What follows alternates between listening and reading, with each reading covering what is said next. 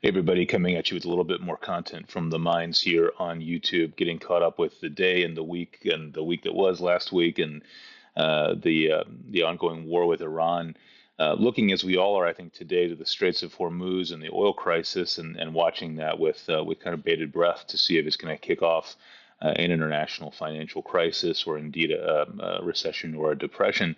I would just call our attention, I think, maybe more importantly, to a town just to the north of the Straits of Hormuz called Minab, Iran, which is where an elementary school was hit by what it increasingly appears to be an American Tomahawk cruise missile that killed at least 175 children.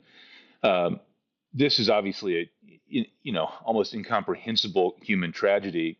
One of the things that I can add to this that what do I have to add to this, right? What can I possibly say to this almost impossible to digest reality, and then the sort of dread that comes over you as an American that it's increasingly looking like this was our doing. There's really good Bellingcat reporting out there that shows a subsequent strike from a Tomahawk missile, cruise missile. We're the only ones that have those, right?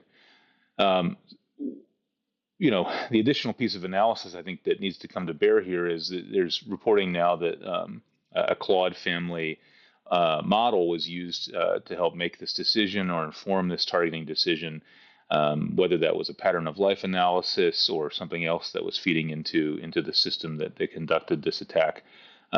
Is kind of yet to be determined. But I would say similar to what we saw with the Lavender pattern of life AI system the Israelis used in Gaza, and that was blamed for a lot of the war crimes that the IDF conducted there.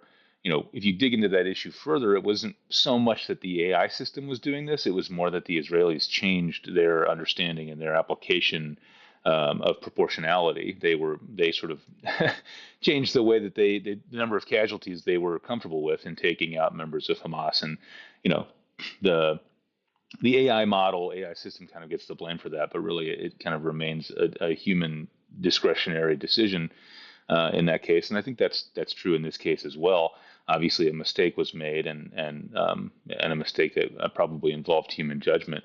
I would just add this is an excellent example of exactly what Anthropic is arguing for when they say we need human in the loop in these kinds of decision making processes. These models just are not.